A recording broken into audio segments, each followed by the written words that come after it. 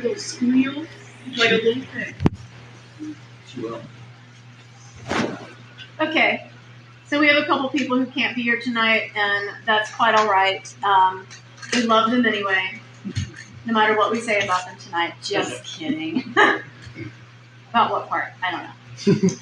So Shroom is in Newsies, and they won't be here. Rebecca is stuck at her dad's house because his water pipe burst.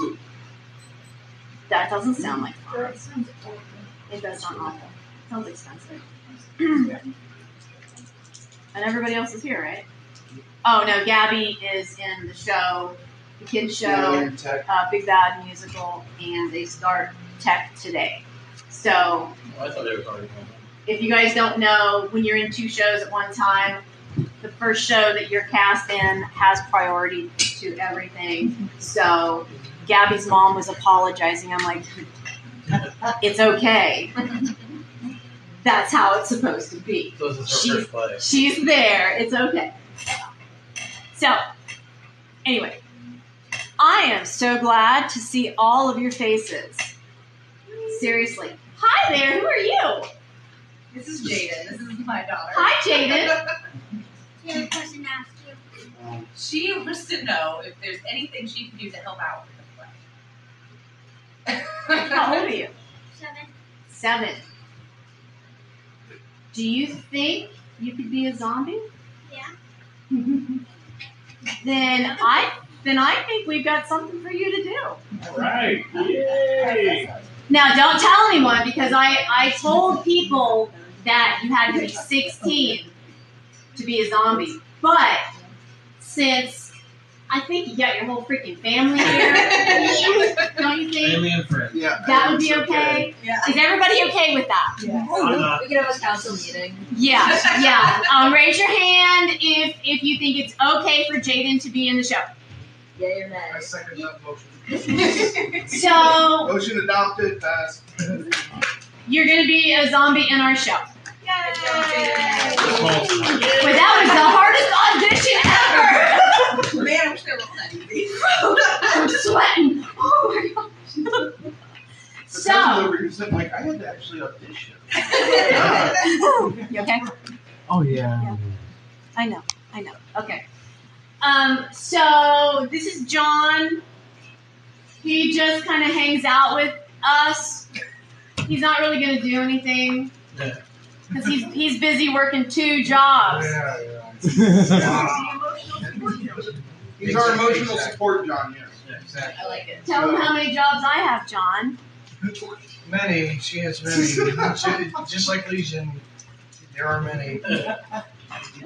And John's just a baby. He only has 2. Yep.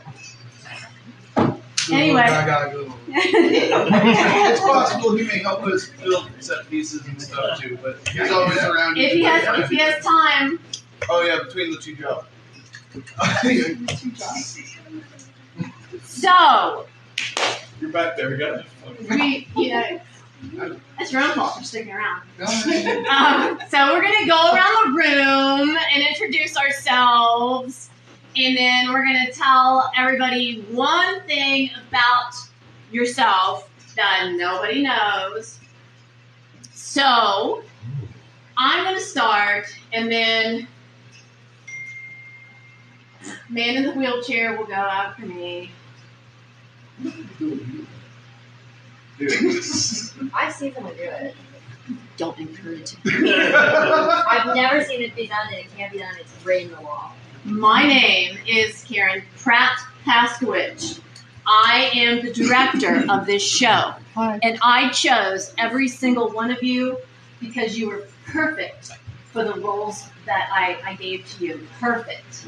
I would not have wished for a better crew than this. Even the dead girl on the stairs. Perfect. So one thing that you don't know anything about me because you don't know me, but one thing that you don't know about me, well maybe you guys do. Well maybe you do. Okay. Kevin and I have, you know this too. Shoot. Kevin and I stream gaming on Twitch. Yeah. What's your favorite game? We play Ark. Yeah, right now we're stuck on Ark. You like Halo? We don't have an Xbox, Halo's a really good game. so we can't play Yeah. that. I would love to play that. We watched the series.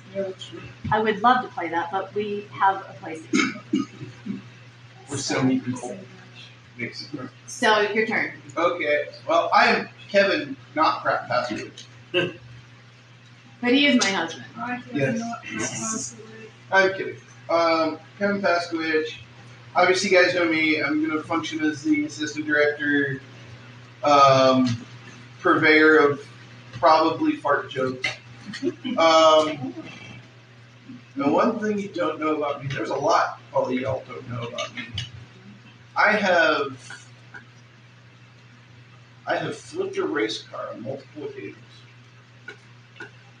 Actually, no, I just flipped one once, but it was multiple flips. Oh my gosh. There's a big difference there. Yeah. In real life or in a game? In real life. Okay. Oh, game all the time. Yeah, I was gonna say in game. In iRacing, That's a daily occurrence. yeah. I'm like, you can't do that in real life. I realize that would kill you, right? Cassidy. I am Cassidy Guy. I'm going to be the best dead person. Actually, I think I'm going to be dead technically the longest out of all of our zombies. So, and one thing you don't know about me is that I am originally from Bristol, Ohio. I'm sorry. Yeah. Yeah. I'm Aaron Page, and what did we say? Or, What role are you oh, playing? Bill Bardot and Cool. And one thing not everybody knows about me is I am related to Abraham Whipple, who is one of the founders of this town. So, I'm Nick Sandy. I play Johnny. And well, I'm a musician, but like everyone here knows this. Yeah, we don't count. Yeah. But I can also do this. Check it out. It's not my ears. That's strange. But thank you. A brother.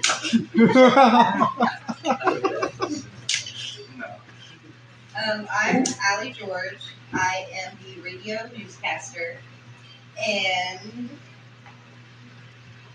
I like Tim Burton.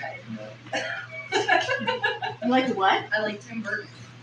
Okay. Our house is all over. Tim Burton's awesome. He's very tall. Okay,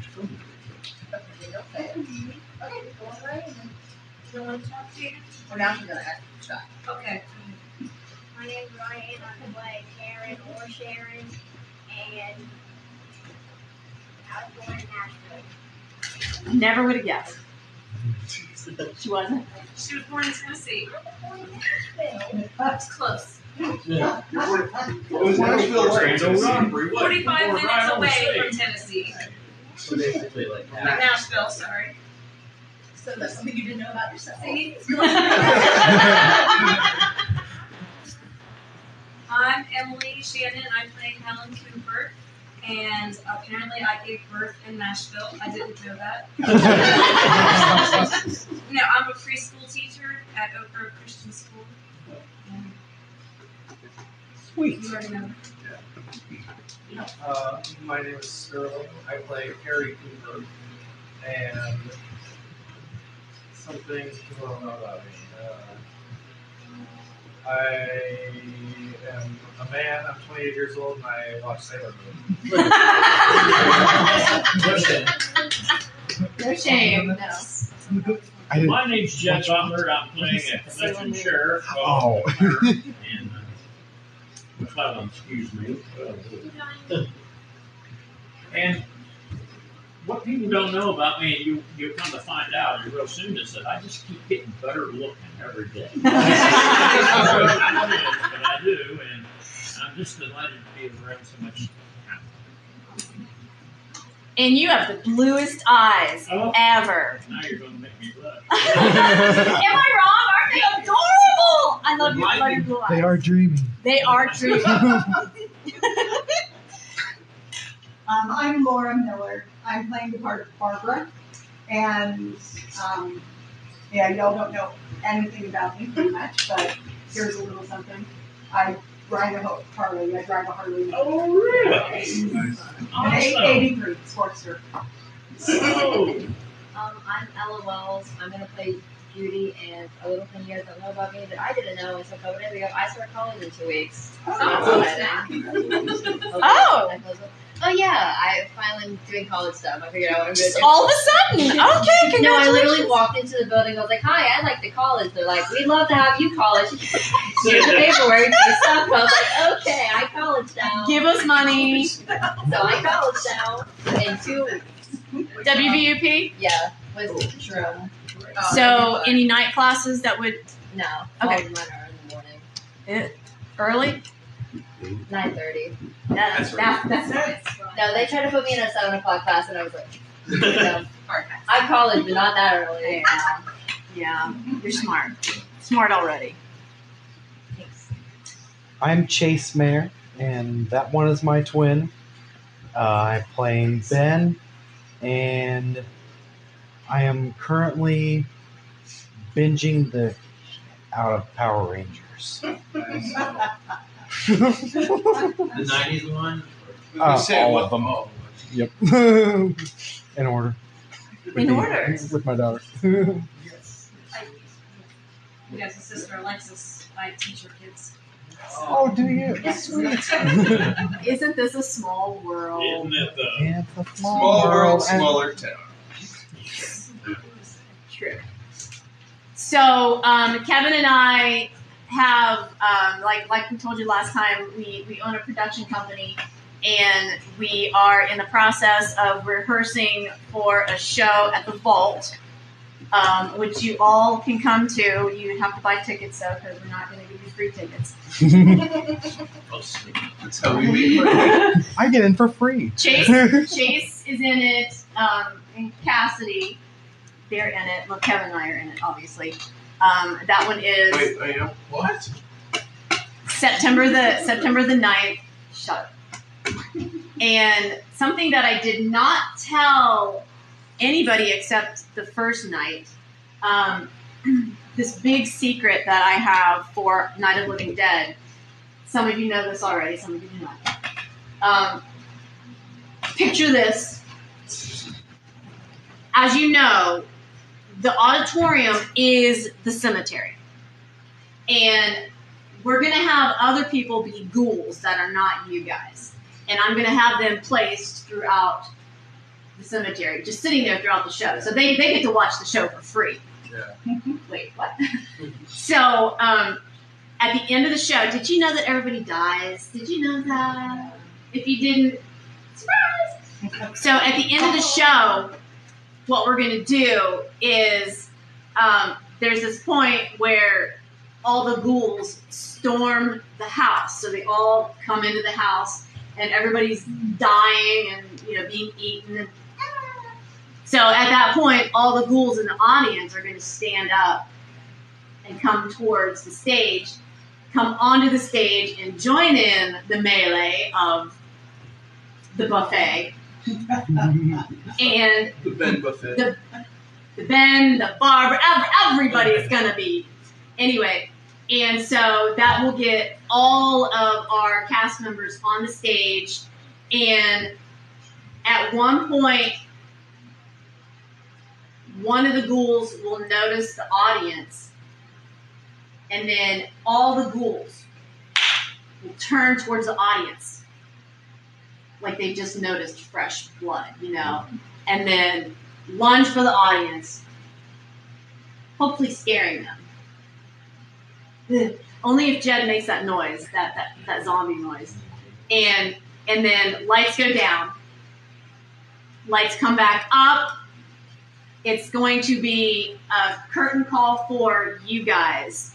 So it'll be the little girls will rise. Everyone's, because you're dead, you lay in them. So the little girls will rise, take your zombie bow, and then, boom, boom, boom, everybody. And then you're all going to be standing there on the stage after your bows.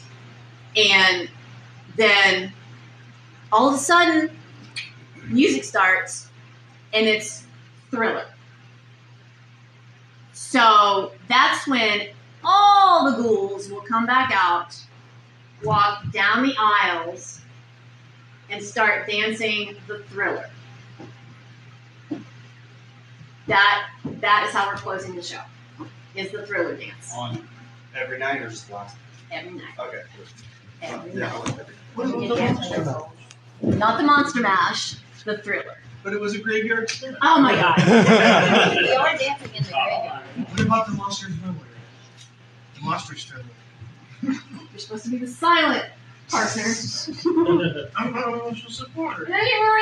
Strong silent type. So, with that being said, that's my favorite thing to say. With that being said, the first Friday in October, because our show is 20, 21, 22. That first Friday in October is the 6th. And I would like, because by then we're going to be, really good at the, right? So we'll be ready to open by that day. We are going to be doing the Thriller on Putnam Street. Okay. First Friday. She called it, yeah. I said, we're doing this in October 1st Friday. I said, I know we're going to do something. That is how we roll. Yeah.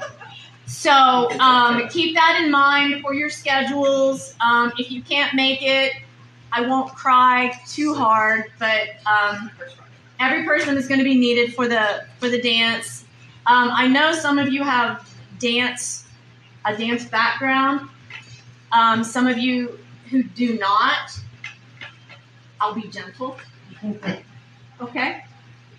I won't yell too loud. Just kidding. No, I'm not. So, are we happy with this? Yeah.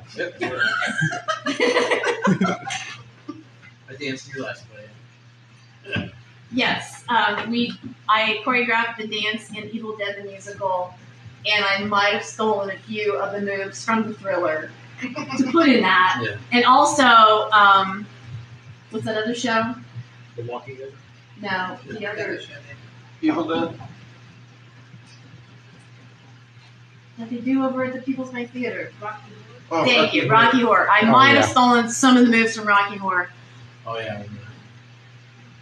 but I'll never tell. Might have. It's inspired by it. We even referenced it in the song. Yeah, that is part of it. It's part of the song.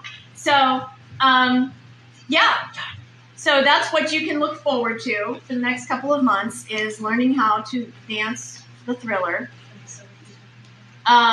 We're also going to talk about our rehearsal schedule for the next few weeks.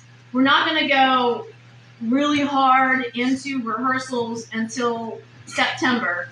So for the next couple of weeks, I'm going to be working with couples, individuals. So I'll be working with Probably Ben and Barbara, probably. Oh. So, I'm so sorry. This was completely my bad. I leave for 9 days this month. And we leave on the 15th, but we're back the 24th. of August. Yeah. That's fine. I just forgot to write that down and I felt really bad. No, that's fine. That's fine. You're fine. I just won't Yeah. schedule a rehearsal with you Okay. until after that. Just So at this point, until the Shakespeare production in the park is up and going, rehearsals are going to be like at best 2 nights a week, and not all of you will be called every time. Right. So That's what I was saying. yeah. But she'll obviously be with me. So Right. That's fine. That's fine. It's fine. Can I finish talking? Oh, look, he walked! That's a Oh my goodness. So we'll be you two, and obviously not you two. You'll have to be a couple later, No problem. unless we get you before you leave. Yeah, that's fine too. Okay, we might. That might be good because then you can practice. When do we talk about that? Okay. Getting you in before you leave, Sure. and then you can. So yeah, so that's that. As of right now, I'm thinking our next rehearsal will be this Tuesday, for a couple of people. Can you do a Tuesday? I can't. So I can get maybe Ben and Barbara, and then we can get just the feel of how and why. Okay? And you said Tuesday was good. Yeah. Okay. So we have another rehearsal at 6. Do you want to go from 7 to 8, or do you want to go from 5 to 6? You work. I do work. But I could probably do 5 to 6. I prefer 5 to 6. Okay. You good with that? Yeah. Do I have to pick you up? Maybe. Probably. You're gonna have to You're just gonna have to pick up the whole. Okay, so this week it's 5 to 6 Tuesday, and it's going to be Ben and Barbara.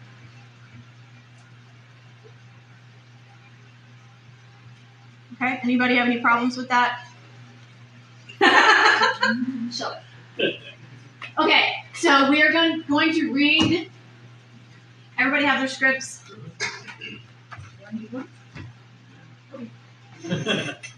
Everybody have their scripts?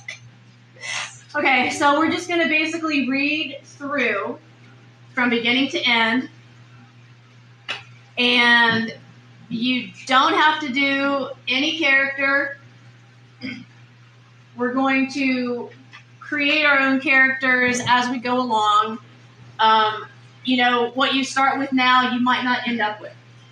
So just get the feel for the words. And okay, we're just going to read. And I will read for Tom. Oh, and by the way, I don't think I mentioned this. Allie, congratulations, you're the news anchor. Okay. I get both of them. So you're the radio announcer and the news anchor. Okay. So that's like big chunks. But it's all going to be voiceovers, Yeah. so if you F up, just do it over again. I don't like it. And again. I don't like it. Amen. Yeah. Okay. Who's gonna do the voice for the recording, Nick? Yeah. So I'm hungry. Oh.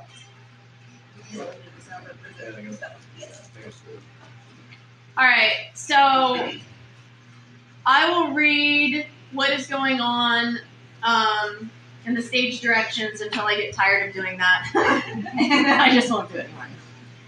Okay, so I know you guys can read, but this is going to help you with the picturing what's going on. Butler County, Pennsylvania, 1968-ish. No one says it has to be 1968. I'm not going to dress you like it's 1968. So, the Sunday of the spring time change and the following morning, with the optional exception of blood, the entire production is staged in black and white and some grays. So don't think you're getting anything colorful, as in costumes, because you're not. So we're not going to have a set. We're going to have set pieces because there's another show that's going to be behind the curtain. So we're going to be in front of the curtain. Hopefully we'll have that scrim down, backlit. So we'll have zombies, ghouls walking around quietly behind the scrim the whole time. So with the backlight, so all you're going to see is the shadow, and hopefully that will lend the more horror to it than, just oh, there might be a ghoul outside. I don't know. But if you actually see them, walking around, maybe the audience will be like, Somebody walking backstage. So what we did in the first show that we did this, we actually had white makeup for every part of your skin that was showing.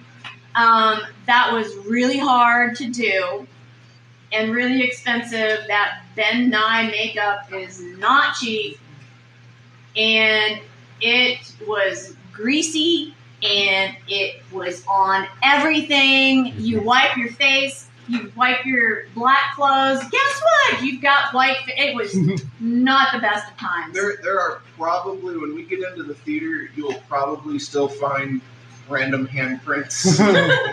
Yeah. For the first time. So we have made the executive decision of not doing the white like the script says, and we're also not going to worry about your hair color. We tried I say we, but it was all me.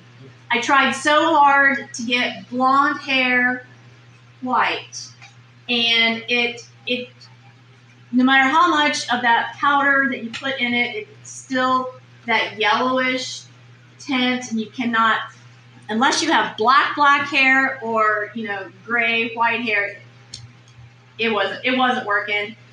So I wasted my time, and I'm not doing that this time. I'm older now, and I'm wiser.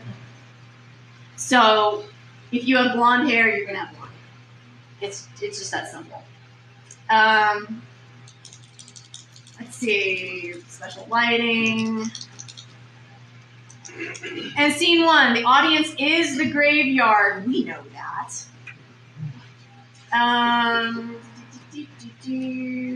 The bright flash of light is representing the radiation from the Venus probe.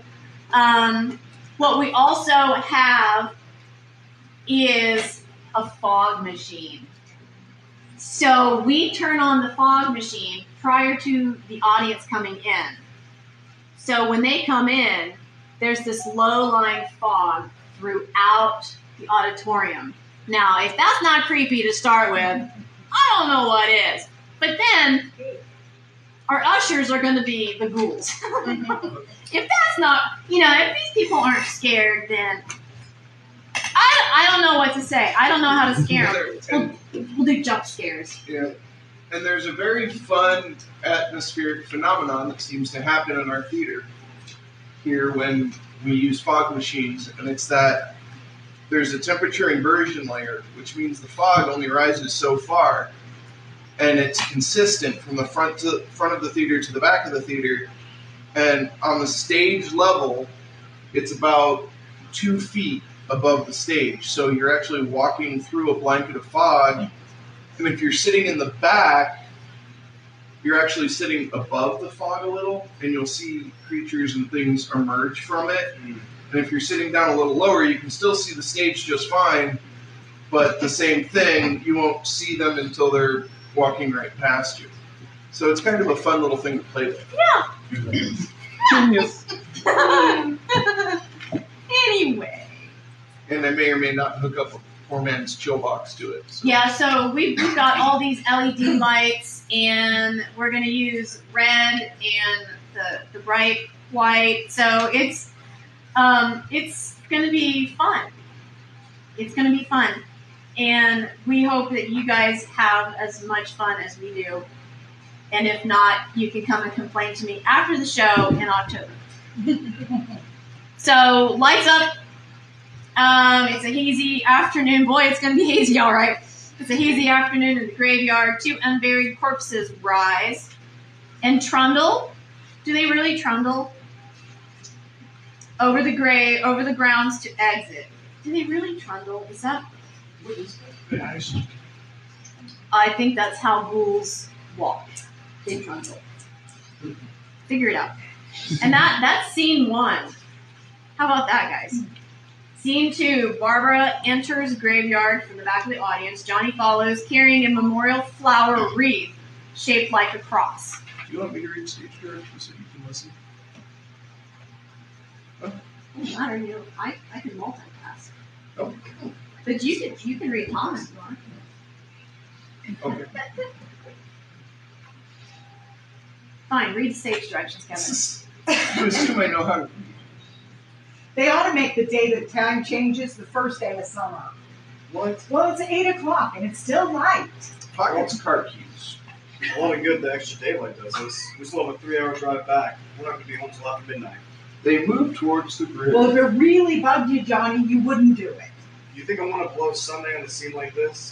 You know, I think we're either going to have to move Mother out here or move the grave in the distance. So she can't make a trip like this. Oh, tell me she can. Is there any of that candy left?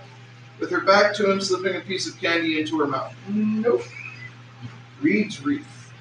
Look at this thing. We still remember it. I don't. You know, I don't even remember what the man looks like. Johnny, it takes you 5 minutes. Yeah, 5 minutes to put the wreath on the grave and 6 hours to drive back and forth. Mother wants to remember, so we trot 200 miles into the country, and she says, Well, we're here, John, all right? Which row is it in? boy, there's no one around here. Well, it's late. If you'd have gotten up earlier, Oh, look, I already lost an hour's sleep with the time change. I think you complain just to hear yourself talk. Let's wreath on the grave. There it is. Oops, sorry. I wonder what happened to the one from last year. Each year we spend good money on these things. We come out here and the one from last year's gone. Well, the flowers die and the caretaker or somebody just takes them away. Yeah, a little spit and polish, clean this up, and sell them again next year. I wonder how many times we bought the same one. Barbara kneels, crosses herself, and bows her head in prayer. Distant thunder rumbles and continues throughout the scene. Pause. Hey, come on, Barb. Church was this morning, huh? Pause. Hey, I mean, praying for church, huh? Come on. I haven't seen you in church lately. Rises. Left. Well, there's not much sense in my going to church. Do you remember one time when we were small? We were out here. It was from right over there. I jumped out at you from behind the tree, and Grandpa got all excited and shook his fist at me and said, "Boy, you'll be damned to hell." Remember that? Shut up. Sorry. Right over there. Boy. We used to be really scared here. Scolding. Johnny, Well, you're still afraid. stop it. I mean it. Zombie 1 enters through audience. Johnny chooses. They're coming to get you, Barbara. Stop it. You're ignorant. They're coming for you, Barbara. Stop it. You're acting like a child. They're coming for you. Look, here comes one of them now. He'll hear you. Here he comes now. I'm getting out of here. Johnny runs from her. Zombie 1 lunges at Barbara, grabbing and pawing. Johnny! Johnny, help me! Help me! Johnny crosses to Barbara and pries Zombie 1 from her. Zombie 1 chokes Johnny. As Johnny's body slumps, Zombie 1 takes a bite from his cheek. Barbara trips, rises, and runs through the audience to exit with Zombie 1 after her. Oh, crap. Scene 3. Why did I choose to say it? Main setting, the living room contains a fireplace, sofa, chair, radio, an end table, and a telephone. Right, 2 windows flank the... None of this is going to be... Then Let's see. don't read it, Kevin. A partially devoured corpse lies. That'll be there. Cassidy! All right, the cellar contains a laundry table, a stool, a stepladder, some other stuff that we may or may not have, masonry trowel, which we will have, and a large key ring. In the cellar, Harry and Helen Cooper tend to Karen and Sharon, who lie on the laundry table, barely conscious, covered by a blanket. Tom stands with his arms around Judy. Silence. The front door shakes. Harry turns off the light. The front door gives. Barbara enters disheveled and missing her shoes, slamming the door behind her. Zombie 1 lurks around outside. 2 more zombies enter audience, back and amble towards house. Seeing Zombie 1 outside, Barbara draws the curtains and scrambles backwards, nearly tripping over the couch. She crosses to the cellar door, pulls on the knob, exits to the kitchen. Harry ascends stairs, listens. Barbara enters the living room with a barbecue fork. She dials the phone twice, but it's dead. She slams the receiver in the cradle, looks out the window. She crosses to the stairs, trips on the corpse, and screams. stumbles to the front door, throws it open. Blinding headlights fill the stage. Ben darkens the door, holding a tire iron above his head, ready to strike a blow. Zombies close in behind him. Ben pushes Barbara into the house and locks the door. It's all right. Don't worry about them. I can handle them. Probably get a lot more as soon as they find out about us. This pump out here is locked. Is there a key? Picks up the phone. I suppose you've tried this. He puts the receiver back and tries the cellar door. Barbara cowers against the wall. Do you live here? Sees corpse. Jesus! Pokes corpse with tire iron. We gotta get out of here. We've got to get somewhere where there's some other people. We better take some food. I'll see if I can find some. Exits to kitchen. Barbara crosses to the kitchen and addresses Ben through the door as he knocks around. What's happening? Ben mumbles something indiscernible What's to him. happening? Glass breaks as zombies smash one of Ben's truck's headlights. Ben enters and looks out the window. They're smashing out my headlights, man. 2 of them. Holds Barbara by the shoulders. Her head lolls a bit. There are 2 of them out there. Have you seen any more around here? I can take care of those 2. I don't know. Look, I know you're afraid, but... I don't know. I don't know. What's happening? Ben firmly sits her on the sofa. More glass breaking as zombies smash other headlight. Ben opens door. Well, I'm not going to have door. Zombie tries to enter. Ben pushes it outside. Another zombie appears and grabs Ben. With the tire iron, Ben bludgeons zombie and it falls outside. The corpse on the stair rises to make its way towards Barbara, who sits unaware. The corpse reaches her and she screams. Ben enters, gives the corpse one wall to the head, and it falls. Barbara crosses the front door, locks it. Another zombie enters the kitchen. Ben pushes it back into the kitchen after a struggle. Ben is heard boarding up the back door. Ben enters living room and picks up the legs of corpse. Barbara stares at it. Don't look at it! Drags the corpse outside. Re-entering, he locks the door and stands with his back against it. He examines the blood on his hands and wipes it on his pants. A few more zombies trickle in through the audience and wander about. Some exit, some circle the house. Some stand and stare. They know we're here now. We gotta get some lights on in this house. Turns on light in the living room and exits the kitchen. After a pause, he re-enters with 2 hammers. Why don't you see if you can find some wood or some boards? Something over there by the fireplace. Something to nail this place up. Pause. Look, goddammit! Regrains composure. I know you're afraid, but we have to try to board this place up tight. I'm gonna board up the windows and the doors. Do you understand? We'll be all right here until someone comes to rescue us. But we have to work together. You have to help me here. Now I want you to get some wood so we can board this place up. Do you understand? Okay? Okay? She nods. Ben exits the kitchen and clatters around. Barbara picks up a music box from the fireplace mantel and opens it. It plays a haunting melody. She stares into it. Ben enters with a stack of boards with contact paper on them, exits the kitchen again. Barbara picks up a couple pieces of kindling from the fireplace. Ben enters with another stack of boards and some nails. Barbara stands holding the kindling. Ben boards up the windows. We're going to skip all this. Blah, blah, blah. He gives a nod towards the kitchen. I've got that room pretty secure.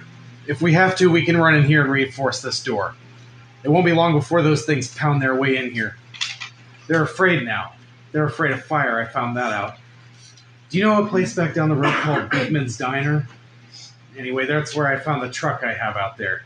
Takes Barbara's kindling and hands her a box of nails. Here, I want you to pick out the biggest nails you can find. Barbara sits and picks out one nail from the box. There's a radio in that truck. I jumped in to listen to it, but a big gasoline truck came screaming down the road. There must have been about 10 or 15 of those things chasing after it, grabbing and holding on. Now, I didn't see them at first. I could just see that the truck was moving in a funny way. Those things were catching up to it. One right across the road. Slammed on my brakes to keep from hitting it myself. It went right through the guardrail, I guess. I guess the driver must have cut off the road. There's a big gas station by Beekman's Diner. It went right through a billboard and ripped over a gas pump and never stopped moving. By now, it was like a moving bonfire. Didn't know if the truck was going to explode or what. I could still hear the man screaming. these things just backed away from it. I looked back at the diner to see if there was anyone that could help me. That's when I noticed that the entire place had been encircled. It wasn't a sign of life, except by now there was no more screams. I realized I was alone. 50 or 60 of those things just standing there, staring at me. I started to drive out, and I just plowed right through them. They didn't move, they didn't run, they just stood there, staring at me. I just wanted to crush them. They scattered through the air like bugs. Pause. We were riding in the cemetery, Johnny and me. Johnny. We came to put a wreath on my father's grave. Johnny. And then he said, "Can I have some candy, Barbara?" But we didn't have any. And it's hot in here. It's hot. Pulls on her coat. And he said, "It's late. Why did we start so late?" And I said, "Johnny, if you'd gotten up earlier, we wouldn't be late." Johnny asked me if I were afraid, and I said, "I'm not afraid, Johnny."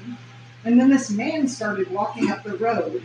He came slowly, and Johnny kept teasing me, saying, "He's coming to get you, Barbara." And I laughed at him, and I said, "Johnny, stop it." And then Johnny ran away, and I went up to this man, and I started to apologize, and Why don't you just keep... And I looked up, and I said, "Good evening." And he grabbed me. He grabbed me, and he ripped at me. He held me, and he ripped at my clothes. I think you should just calm down. down. And I screamed, "Johnny! Johnny, help me! Oh, help me!" And he wouldn't let me go. He ripped it, and then Johnny came, and he ran, and he fought the man. And then I got so afraid I ran, and Johnny didn't come. We thought, we have to wait for Johnny. We better go out and get him. We have to go out and get Johnny. He's out there. Please, don't you hear me? We've got to go out and get him. Rises, grabs Ben. Please, we have to go out and get Johnny. Please, help me, please. Don't you know what's going on out there? This is no Sunday school picnic. Don't you understand? My brother is a mole. Your brother is dead. No, my brother is not dead. Reed breaks free from his grasp and crosses to front door. Ben grabs her, and Barbara slaps him across the face. Yeah. After a beat, Ben slaps her. Now, we may or may not do this, but... I want to do it! Do it! We'll knock her out. Punching! Stop it. Yes! Yes! Ben catches her and lays her on the sofa. He starts away from her and then pauses gently. He opens her coat, covers her legs with an Afghan. He turns the radio on and listens while he assesses and boards the door and windows. Zombies claw the door. Because of the obvious threat to untold numbers of citizens, and because of the crisis which is even now developing, this station will remain on the air day and night. This station and hundreds of other radio and TV stations throughout this part of the country are pulling their resources through an emergency effort hookup to keep you informed of all developments. At this hour, we repeat, these are the facts as we know them. There is an epidemic of mass murder being committed by a virtual army of unidentified assassins. The murders are taking place in villages, cities, rural homes, and suburbs with no apparent motive or reason for the slayings. It seems to be a sudden general explosion of mass homicide. Ben exits upstairs with hammer and nails and boards. We now have some descriptions of the assassins. Eyewitnesses say they are ordinary-looking people. Some say they appear to be in a kind of trance. Others describe them as being grotesque. So at this point, there is no really authentic way for us to say who or what to look for and guard yourself against. The shapen monsters. The reaction of law enforcement officials is one of complete bewilderment at this hour. So far, we have been unable to determine that any kind of organized investigation is yet underway. Police, sheriff's deputies, and emergency ambulances are flooded with calls for help. The scene can be best described as mayhem. Mayors of Pittsburgh, Philadelphia, and Erie, along with the governors of certain eastern and midwestern states, indicate that the National Guard may be mobilized at any moment. But that has not happened yet. The only other information that reporters have been able to obtain from official sources is a warning for all citizens to stay in their homes behind locked doors. Barbara stirs, slowly sits up, and peels her coat from her shoulders. Do not venture outside for any reason until the nature of this crisis has been determined, and until we can advise what course of action to take. Keep listening to radio and television for any special instructions as this crisis develops further. Thousands of office and factory workers are being urged to stay at their place of employment, not to make any attempt to get to their homes. However, in spite of this urging and warning, streets and highways are packed with frantic drivers attempting to get home or flee just anywhere. We repeat, the safest course of action at this time is to simply stay put wherever you are. Ben enters from upstairs carrying a .22 bolt-action rifle and a pair of women's slippers. He turns the radio volume down. I found a gun and some bullets up there. Oh, and these. Put slippers on Barbara. This place is boarded up pretty solid now. We're going to be all right for a while. There's a gun, bullets, and food and a radio. Sooner or later, someone's bound to come and get us out. Look, I don't know if you're hearing me, but I'm going upstairs. If anything should try to break in here, I can hear from up there. I'll be down to take care of it. Everything's all right for now. I'll be back to reinforce the door and windows later. But you'll be all right for now, okay? Okay. Ben turns the radio volume and exits upstairs with the gun. Ladies and gentlemen, we have just received word that the President has called a meeting of his cabinet to deal with the sudden epidemic of murder which has seized the eastern third of this nation. The meeting is scheduled to convene within the hour. Members of the Presidential Cabinet will be joined by officials of the FBI and the Joint Chiefs behind closed doors. White House spokesmen say that there will be an official announcement as soon as possible following that meeting. This is the latest dispatch just received in our newsroom. The latest word, also from National Press Services in Washington, D.C., now tells us that the Emergency Presidential Conference, which we just mentioned, will include high-ranking scientists from the National Aeronautics and Space Administration.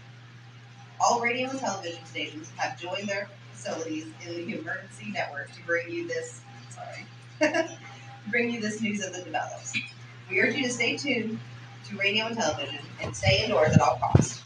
Late reports reaching this newsroom tell us to advise citizens who are seeking shelter to report to local schools, churches, government buildings, and emergency facilities for refuge from the wholesale murders, which are apparently engulfing the eastern third of this nation. If you are not indoors, for God's sakes, get off the streets. If you're inside, lock your doors and windows up tight. Civil defense officials in Cumberland, Maryland, have told newsmen that murder victims show signs of having been partially devoured. Consistent reports from witnesses to the effect of people who acted as though they were in a kind of trance were killing and eating their victims prompted authorities to examine the bodies of some of the victims, who looked as though they'd been torn apart. Medical authorities in Cumberland have concluded that in all cases the killers are eating the flesh of people who they murdered. Repeating this latest bulletin we just received moments ago from Cumberland, Maryland, civil defense authorities have told newsmen that murder victims show evidence of having been partially devoured by their murderers. Medical examinations of victims' bodies show conclusively that the killers are eating the flesh of the people they kill. Tom and Harry approach the cellar door. And so this incredible story becomes more ghastly with each report. It's difficult to imagine such a thing actually happening, but these and other reports we've been receiving, but passing on to you. Reports which have been verified as completely as is possible during this confused situation confirm that it is happening, and it would appear that no one is safe from this wave of misery. Tom enters the living room, followed by Harry, who carries a broken hockey stick and bears a few scrapes on his forehead. Barbara screams and tries to flee, but Tom holds her fast. Hey, come here. Hold on. It's okay. It's okay. You're okay. Ben enters from upstairs, aiming the rifle. Tom throws his hands in the air. Don't shoot! We're from town. Radio. Harry begins crossing to the radio, but Ben intercepts with the gun trained on him and turns off the radio. How long have you guys been down there? I could have used some help up here. That's the cellar. It's the safest place. You mean you didn't hear the racket we were making up here? How are we supposed to know what was going on? Could have been those things for all we knew. That girl was screaming. Surely you must know what a girl screaming sounds like. Those things don't make that kind of a noise. Anybody would know that somebody's in need of help. Look, it's kind of hard to hear what's going on from down there. We thought we could hear a scream. And then for all we knew, that could have meant those things were in the house after her. And you wouldn't have come up and helped. Well, if there were more of them. the racket. It sounded like the place was being ripped apart, and we were supposed to know what was going on. Now, wait a minute. You just got finished saying you couldn't hear from down there. Now you're saying that it sounded like the place was being ripped apart. It would be nice if you would get your story straight, man. All right, now you tell me. I'm not going to take this kind of chance when we've got a safe place. We luck into a safe place, and you're telling us we got to risk our lives just because somebody might need our help, huh? Yeah, something like that. All right, why don't we settle? Look, mister, we came up, okay? We're here now. I suggest we all go back downstairs before any of those things find out we're in here. They can't get in here. You got the whole place boarded up? Yeah, most of it. All but a few spots upstairs. They won't be hard to fix. You're insane. The cellar is the safest place. I'm telling you, they can't get in here. And I'm telling you, those things turned over our car. We were damn lucky to get away at all. Now, you tell me those things can't go through a lousy pile of wood. He has a wife and kids downstairs. The kid's hurt. Well, I still think we're better off up here. We could strengthen everything up, Mr. Cooper. With all of us working, we could fix this place up in no time. We have everything we need up here. We can take all of that stuff downstairs with us. Man, you're really crazy. You know that? We got a million windows up here. All these windows, you're gonna make them strong enough to keep those things out, huh? I told you, those things don't have any strength. I smashed 3 of them and then pushed another out the window, or out the door. Did you hear me when I told you those things turned over our car? Oh, hell, any 5 good men could do that. That's my point. Only there's not going to be 5 or 6 or 10. There's going to be 20, 30, maybe 100 of those things. As soon as they know we're in here, this place is going to be crawling with them. Well, if there are that many, they'll probably get us wherever we are. Look, the cellar. The cellar. There's only one door, right? Just one door. That's all we have to protect. I have it fixed so it locks and boards from the inside. But up here, all these windows. Why, we'd never know where they were going to hit us next. You got a point, Mr. Cooper. But down in the cellar, there's no place to run to. I mean, if they did get in, there'd be no back exit. We'd be done for. We can get out of here if we have to. We've got windows to see what's going on outside. But down there with no windows, if a rescue party did come, we wouldn't even know it. But the cellar is the strongest place. The cellar is a death trap. I don't know, Mr. Cooper. I think he's right. Oh, too bad. You know how many's out there? I don't know, maybe 6 or 7. Look, you two can do whatever you like. I'm going back down in the cellar, and you better decide. Because I'm going to board up that door, and I'm not going to unlock it again, no matter what happens. Now, wait a minute, Mr. Cooper. No, I'm not going to wait. I've made my decision. Now you make yours. Impatient. Now, wait a minute. Let's think about this. You can make it to the cellar if we have to. And if we decide to stay down there, we'll need some things from up here. So let's at least consider this a while. You box yourself in that cellar and those things get in the house, you've had it. At least up here you have a fighting chance. Looks out window. Oh, yeah. It looks like about 8 or 10 of them now. There's more than there were. I think there's a lot more out back, too. A zombie seizes Ben through a gap in the window boards. Tom pounds on the zombie with a hammer. Oh. Another set of zombie hands poke through the boards. Ben jams a rifle barrel through the boards and fires. Zombies retreat. Shouts from cell. Carrie, Harry, what's happening? It's all right. We gotta fix these boards. You're crazy. Those things are going to be at every window and door in this place. We've got to get down in the cellar. Go in your damn cellar, then get out of here! I'm taking the girl with me. You leave her. You keep your hands off her and everything else up here. Because if I stay up here, I'm fighting for everything up here. And the radio and the food are part of what I'm fighting for. Now, if you're going out into your cellar, just get. The man's insane. He's insane. We have to. We've got to have food down there. We've got a right. Is this your house? We've got a right. You going down there with him? well, Yes or no? This is your last chance. No beating around the bush. Listen, I got a kid down there. She can't possibly. I can't bring her up here. She can't possibly take all the racket of those things smashing through the windows. Well, you're her father. If you're stupid enough to go die in that trap, that's your business. However, I'm not stupid enough to go follow you. It is tough for the kids that their old man is so stupid. Now get the hell down your cellar. You can be the boss down there. I'm the boss up here. Bastard. You know I won't open this door again. I mean it. Mr. Cooper, with your help, we With could. my help. Let him go, man. His mind is made up. Just let him go. Oh, wait a minute. Judy, come on up here, honey. Judy ascends the stairs and pauses at the door. Oh, you're gonna let them get her too, huh? To Judy, ushering her into the living room. It's all right. Go ahead. Harry exits the cellar, closes the door, and bars it. Tom implores him through the door. If we stick together, man, we can fix it up real good. There's a lot of places we can run to here. Mr. Cooper, we'd all be a lot better off if all three of us were working together. Kneels down to Barbara. Hey, kid. She doesn't respond. Ben lights a cigarette and smokes. Pause. To Tom. He's wrong, you know. I'm not boxing myself down there. Lights fade. Scene 4. No zombies. The cellar. The rest of the stage remains black. Karen and Sharon's arm bandaged with a piece of torn sheet. Well, we're safe now. It's boarded up tight.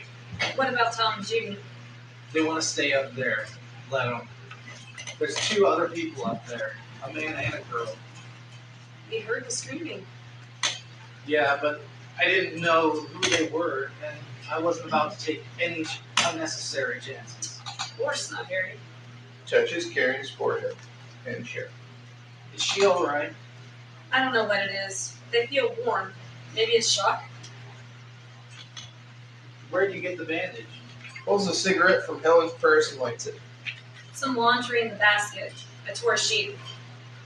Let them stay upstairs. Too many ways those monsters can get up in here, or get up there. We'll see who's right.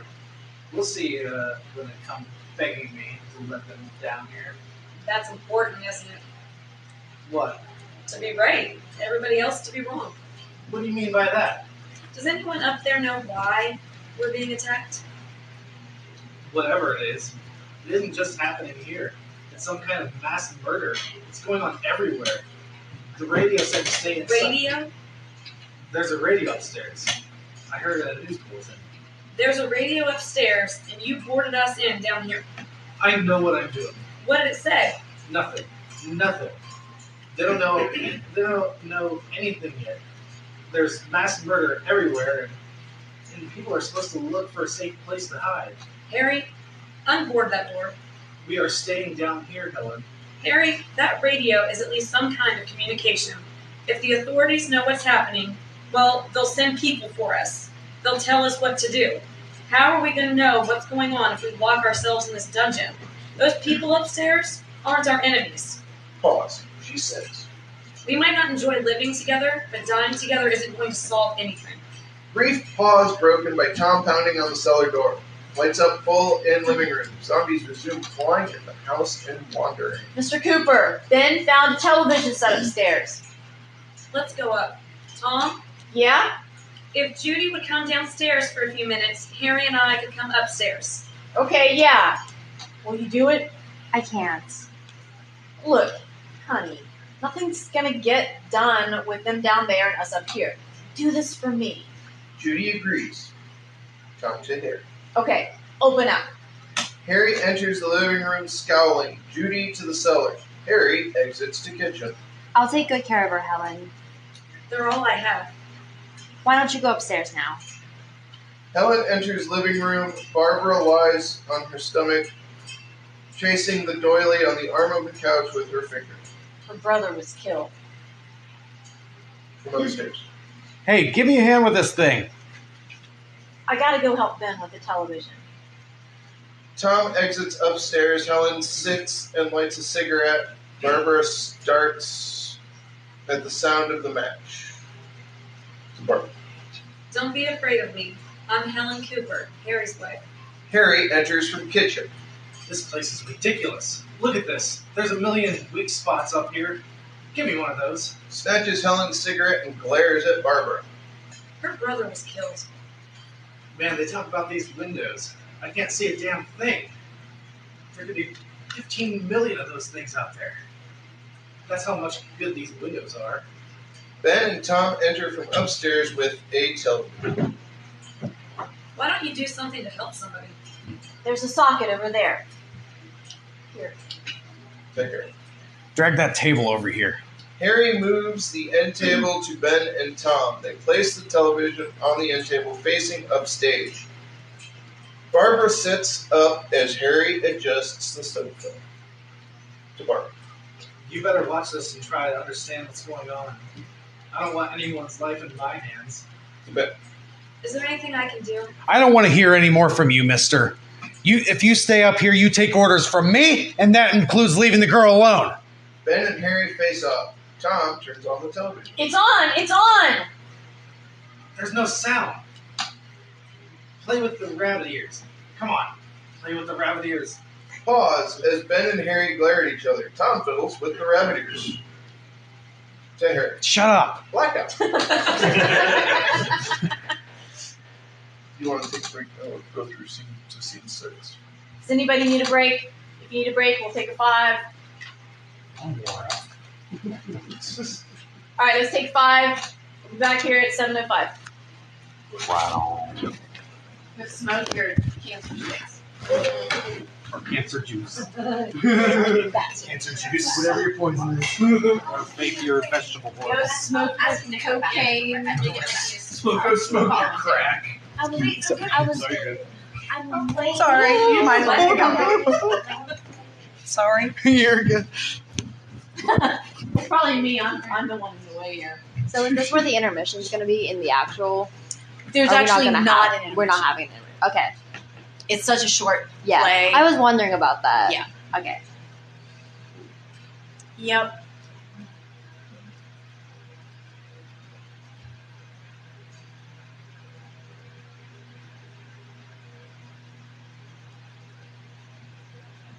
So I've never seen the movie.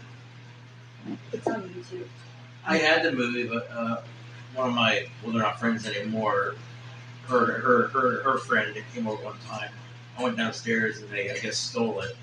Nice. That's This, such a yeah, weird thing. this was like 20-some years ago. But yeah, I had the black and white thing, and now I don't have it. I would suggest watching it. Okay, that was going to be my question. Yes, get the vibe from it.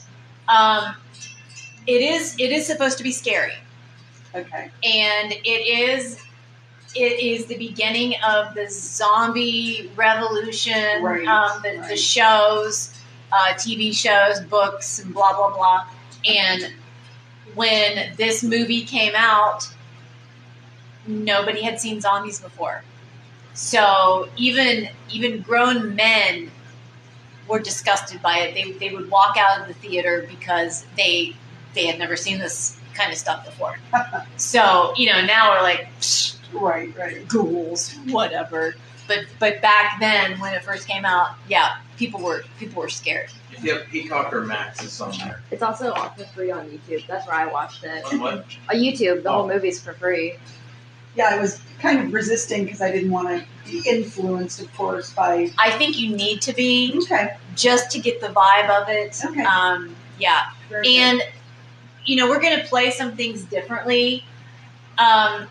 We don't think Barbara is going to be as much of a pushover as what they say. Okay. She's a blubbering idiot, basically. In the movie. Yeah. In the remake, they made her a little more like stronger and not as. Oh, okay. Like the original movie, she just kind of sits on the couch the whole time, staring at a wall. Well, that's sort of how it reads. Like Yeah. almost comatose. Yeah. Like she's there, but she's not there. She's present, but like. Yeah. So we're actually thinking, when we did it before, we played her as that. Yeah. And we got so many reviews I remember. from around town. how horrible we were as directors to allow that to happen. That why misogynistic, why does the man have to be the hero and the woman has to be the frail little broken person? That's exactly how it's written. It is written. And, you know, reporters don't understand that you can't change a script unless you have permission. Blah, blah, blah, blah, blah. But we're kind of tweaking a couple of things without permission, like with the twin, the Karen and Sharon. And, you know, and straight back. And it says restroom on the door to the right. Back. Yeah, right there, right where Emily is. Don't go in the chaos room. Yeah. There's the chaos wig room. I've had a change in that room before during flu. That's just sad that this whole place looks like this. When I was a costumer here, it did not look like that. Anyway, so we're thinking of maybe giving Barbara a little bit more will to live. Okay. You know? Yeah. And I don't think there's anything wrong with that. Yeah. Okay. I marked up my script, but I forgot to make all of the hers plural. Yes, so it's all them now. We will go through that. I'm actually thinking of doing something like having them, because, you know, we use they, them as pronouns. You know, maybe using they and them, people will not get that there are two of them. Yeah. And if we lay them side by side this way and not this way, the audience won't know that there are two of them. Right. Until they rise and turn and then hold hands. I mean, I hope so. I hope so. So, you know, if we have the cots sideways, there's just one. Yeah. Yep. And we're just referring to them as they, them. But I'm going to see how it plays on the stage. But in my head, it's perfect. And have them rise at the exact same time and then turn. Ooh. And then that's when the creepy little girls hold hands. And their pretty little dresses. Yeah, and they walk over and they eat their dad. Yeah. It's not to them. Yeah. Cool. So what's the whole family connection you all were talking about a minute ago? Okay, so Ryan, the little girl, is my daughter. Okay. Nick, who was sitting here, Johnny, is my brother. Ah. Allie is his girlfriend. I assume it's probably going to be more than a girlfriend soon. So we just assume, we call Jaden Ryan's cousin. So. Oh, okay. Pretty much. Gotcha. And Sterling and Chase are twins. And Emily knows their older sister. Yes, I teach Maisie, Bo, and Wade at school. Okay. I'm not really family, but I'm connected to them because I know karaoke. Oh, you can just Okay. And I have a friend named Shrew. They play Tom. They're not here. They're in. I actually went and saw Lucy's the other night. So you saw Shrew. She did a great job. Did I meet this person yet? Oh, were you here first day? No, Shroom was here the first night. I had to leave it. No. That was before you. The first night, and they could not make it the second two nights because of Newsies. Okay. And so that's why they're not here right now. I got to see them in Newsies last night. They did really good. I got them flowers, and whenever they walked off stage, I threw flowers at them. So that was fun. My daughter Victoria went to see opening night, and she said that Shroom did like a backflip. Yeah, or something. Shroom did a lot of tumbling. Yeah, her dance was pretty strong. Yeah. Sweet. Very strong. So hopefully they don't mind doing the Yeah, I'm pretty sure they won't. Also, just Shroom does go by they, them. Like, they won't get that annoyed by it. Like, just like a heads up thing. Thank you. Yeah. Yeah, I had a partner that had that too. I mean, they still do. no longer the partner. Now with an ass. So you just left, huh? Just left. Yes. You wanted to keep? Souvenir? 16. You know. You're like, What page are you? We're on 30. Well, we're on 31, sorry. 31, scene 5. It's probably about where it would be. But we're not. We're not. We're Great. straight through. Let's go. Scene 5. Page 31. No zombies. Only the light from the black and white TV illuminate the actors in the living room. Lights up, down left. This will not be done. This will be a voiceover. Where news anchor sits frozen at the table. To his left, Dr. Grimes. Wave of murder, which is sweeping the eastern third of the nation, is being committed by creatures who feast upon the flesh of their victims. First eyewitness accounts of this grisly development came from people who were understandably frightened and almost incoherent. Officials and newsmen at first discounted these eyewitness descriptions as being beyond belief. However, the reports persisted. Medical examinations of some of the victims bore out the fact that they had been partially devoured. I think we have some late word just arriving. We interrupt to bring this to you. This is the latest disclosure in a report from the National Civil Defense Headquarters in Washington. It has been established that persons who have recently died have been returning to life and committing acts of murder. A widespread investigation of reports from funeral homes, morgues, and hospitals has concluded that the unburied dead are coming back to life and seeking human victims. It's hard for us to believe what we're reporting to you, but it does seem to be a fact. When this emergency first began, radio and television were advising people to stay indoors behind locked doors for safety. Well, that situation is now changed, and we're able to report a definite course of action for you. Civil defense machinery has been organized to provide rescue stations with food, shelter, medical treatment, and protection by armed National Guardsmen. Stay tuned to broadcasting stations in your local area for the list of rescue stations. This list will be repeated throughout our news coverage. Look for the name of the rescue station nearest you and make your way to that location as soon as possible. In connection, an emergency meeting was called this afternoon by the President. Since convening this conference by the Presidential Cabinet, the FBI, the Joint Chiefs of Staff, and the CIA has not produced any public information. Why are space experts being consulted about an Earthbound emergency? So far, all the betting on the answer to that question centers on the recent Explorer satellite shot to Venus. That satellite, you'll recall, started back to Earth but never got here. That's the space vehicle which orbited Venus and then was purposely destroyed by NASA when scientists discovered it was carrying mysterious high-level radiation with it. Could that radiation be somehow responsible for the wholesale murders we're now suffering? Dr. Grimes, your entire staff, I know, has been working very hard to find some solution to these things that are happening. Do you have any answers at this time?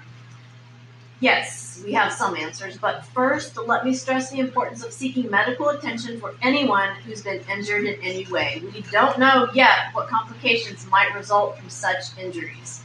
Is there a connection between the radiation from the Venus probe and the recent epidemic of murder? Well, the Venus probe did carry an unusual amount of radiation, certainly enough to cause mutations. At the university in the cold room, we had a cadaver from which all 4 limbs had been amputated sometime early this morning. It opened its eyes and began to move its trunk. It was dead, but it opened its eyes and tried to move. Any dead bodies should be disposed of at once, preferably by cremation. Well, how long after death, then, can the body become reactivated? We don't know for sure. It could be a matter of minutes. Minutes? Well, that doesn't give people much time to make any arrangements. No, you're right. It doesn't give them time to make funeral arrangements. That the bodies must be carried out to the street and burned. They must be burned immediately. Soak them in gasoline and burn them. The bereaved will have to forego the dubious comforts of that a funeral service will give. They're just dead flesh and dangerous. Blackout. Scene 6. Lights up in the living room. Ben has just turned the TV volume down. Zombies resume. It's obvious we have to try to get out of here. See, we have a truck. If we can get some gas, then we can get out of here. Well, there's a pump out by the shed. I know, that's why I pulled in here, but it's locked. How are you going to get over to that pump? Willard, It just said Willard. That's only about 17 miles from here. You know this area? You from around here? Judy and I are both from around here. We were on our way down to the lake. Judy had a radio and we heard the first reports about this. So we knew the old house was here and we came in here and found the lady on the stairs, dead. Then these other people came and we went down into the basement and put a bar across the door. It's pretty strong. To bed. It said the rescue stations have doctors and medical supplies. If we could get help for them, How could we possibly get away from here? We've got a sick child and 2 women. One woman out of her head, and those things out there. So, How bad is your kid hurt? they Look, you go down there and tell Judy. Tell me. Yeah, you tell Judy to come up here, and you stay with the kid, okay? Helen to cellar. Ben, exit the kitchen. they want you upstairs. Did they ask for me? No, they haven't. I don't understand. Baby, it's mommy. I'll come back down as soon as I find out what they want. Thank you, Judy. Judy to living room. Ben enters to Judy. Look, I need you to go and find some bedspreads or sheets to tear up into small strips, okay? I'll see what I can find. Starts for cellar door, hesitates, then exits upstairs. We need to find some bottles or jars for some Molotov cocktails. Hold them off while we try and escape. Hey, there's a can of kerosene and some fruit jars down in the cellar. There's a big key. There's a big key ring down there. There may be a key to the gas pump on it. I'll check. Exits to cellar. We can toss the cocktails from the window upstairs. Meanwhile, a couple of us go out and try to get the gas and come back for the rest of the people. But that'll leave a door open someplace. Yeah, that's right. Indicating front door.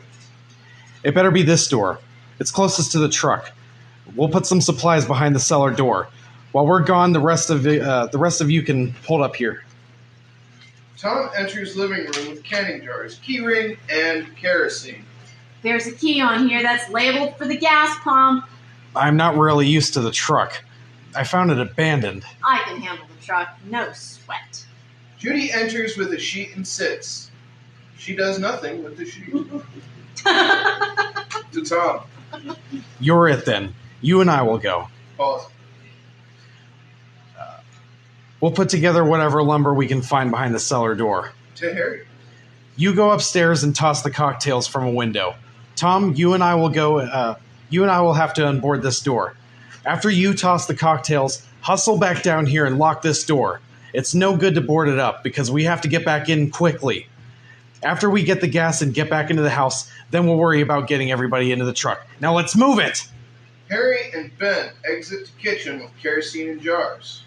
You always have a smile for me. How can you smile like that all the time? Picks up the sheet. Come on, honey. We've got to move.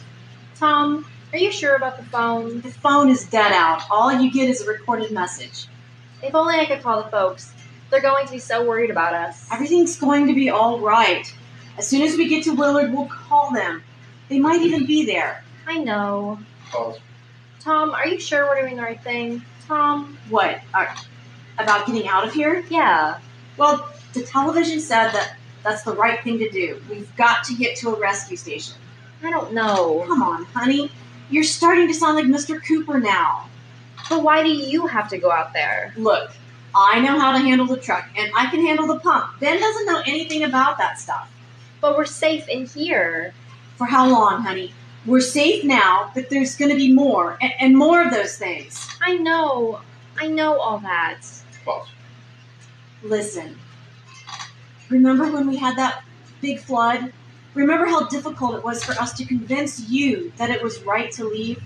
Remember we had to go to Willard then? This isn't a passing thing, honey.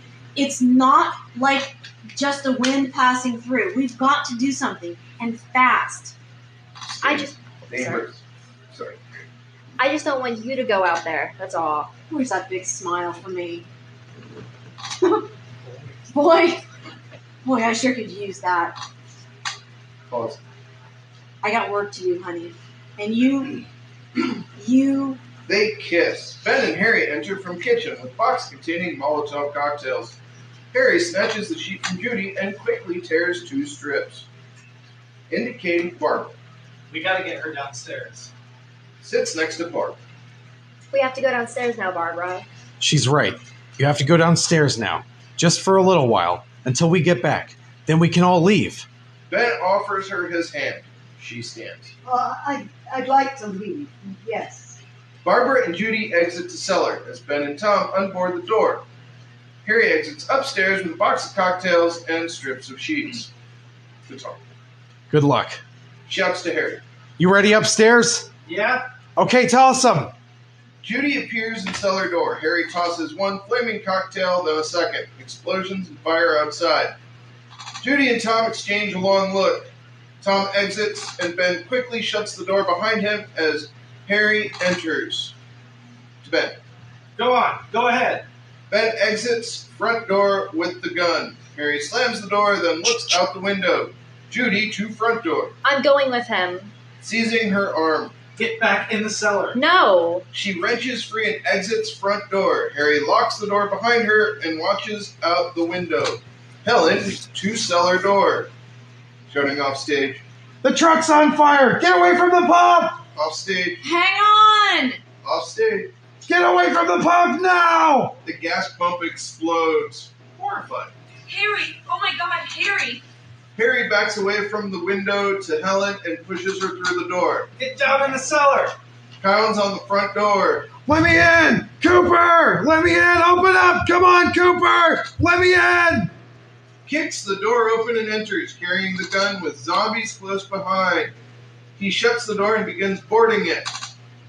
At the last, Harry crosses to help him. Once the board is in place, Ben punches Harry 3 times in the face, knocking him to the floor.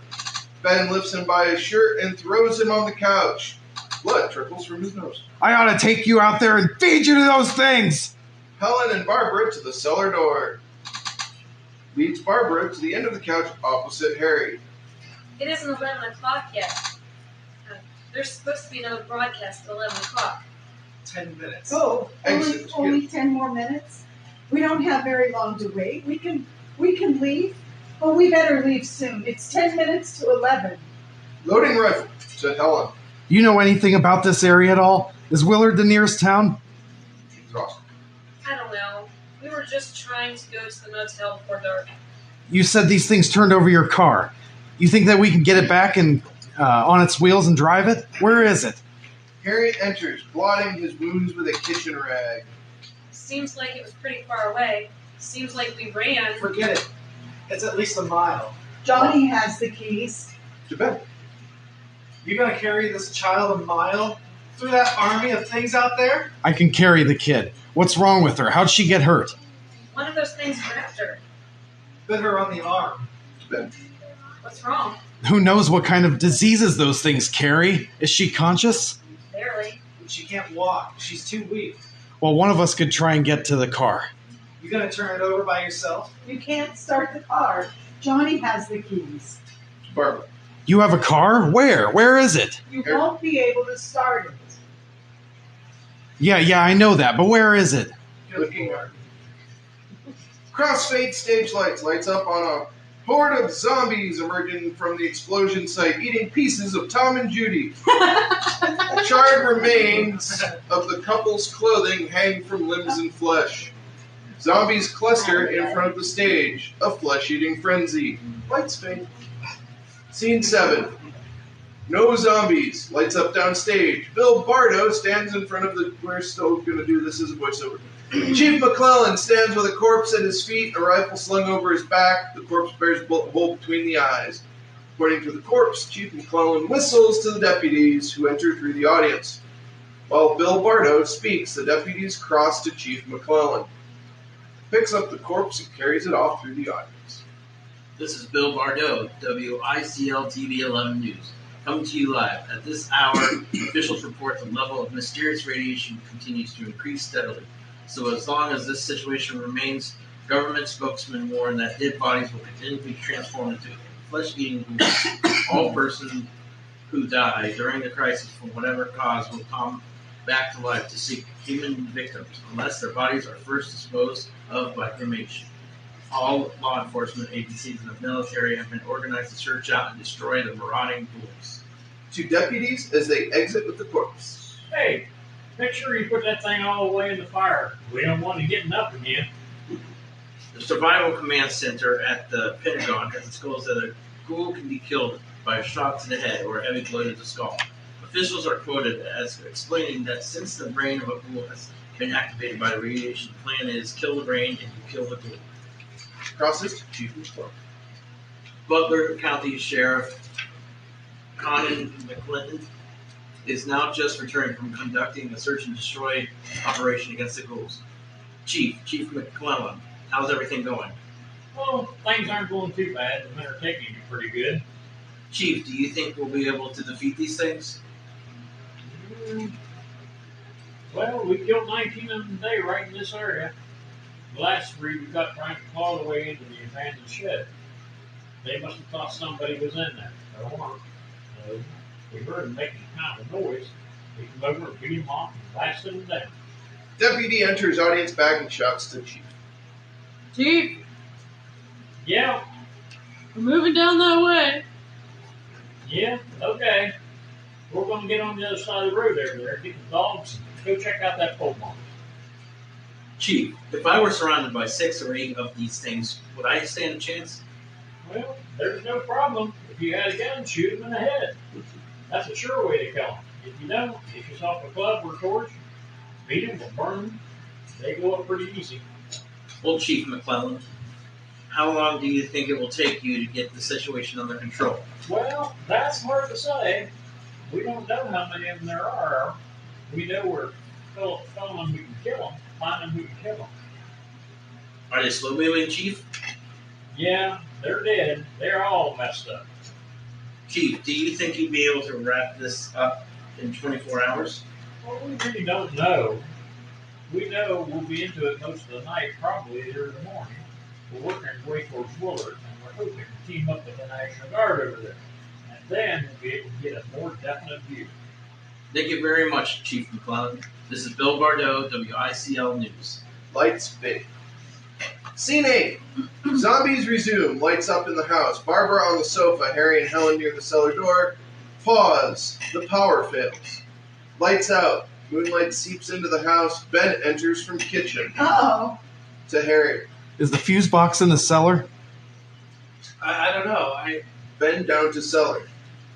No, it isn't the fuse. The power lines are down. To Helen. I have to get that gun. Haven't you had enough? 2 people are dead already on account of that guy. Take a look out that window. Pause. Zombies shake the window boards loose. Helen crosses to the window and tries to hold up the boards in place. Ben enters with a gun, drops it, and rushes to her aid. Johnny, now a zombie, enters through the audience and moves towards the house. To Harry. Get over here, man. Help me. Come on. Harry snatches the gun and aims it at Ben. Go ahead. Go ahead. Do you want to stay up here now? Helen, get in the cellar. Pause. Get in the cellar now. Move. In the chaos, Ben tosses a board at Harry's face, wrestles gun from him and shoots him. Harry stumbles back through the cellar door and down the steps. Zombie hands snatch at Helen, pinning her to the boards. Karen, now a zombie, Karen and Sharon, now zombies, rise from the table and begin eating Harry. With Ben's help, Helen breaks free and hurries down to the cellar. Karen and Sharon drop a piece of Harry and cross to Helen with outstretched arms. Upstairs, Ben holds remaining boards to one of the windows. Karen? Sharon? Oh, poor babies.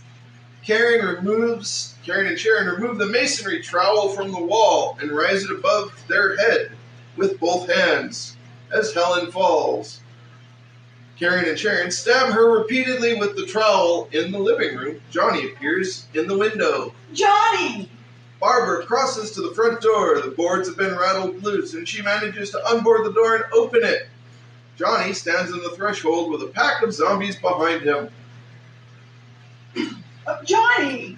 Johnny and zombies pull her into the darkness. Johnny! No! No! Ben struggles with zombies, breaks away, and backs up towards the cellar door as zombies enter the house. Karen enters living room, unseen by Ben, and grabs his arm. He shakes them off, enters the basement, and boards the door. Zombies fill the house and claw at the cellar door. In the cellar, Harry, now a zombie, sits up. Ben shoots him. After a beat, Ben shoots Ellen. Pause. Ben crouches in the corner with the gun as the zombies pound and moan. Lights fade. Scene 9. The next morning, Ben sleeps in the same corner. A distant gunshot stirs him. Chief McClellan and deputies enter through audience. Hey, get in there and check out the house. If you see anything, hit it right between the eyes. Deputies cross to the house, followed by Chief McClellan. Ben enters living room. In a strobe light, Ben reaches center stage as deputies enter through front door. Deputy shoots Ben. Zombies enter from every direction. Deputies cross to Ben's body. One with a meat hook raised. All zombies flood the house and envelop the deputies, howling. Chief McClellan careens through the front door with a zombie clinging to him, gorging at his neck. Blackout. Long pause. Lights fade up. All zombies, including deputies and Chief McClellan, now zombies, raise and turn their attention to audience. And then Thriller. So we are changing some of that, as we've been talking about some of the actions, and clearly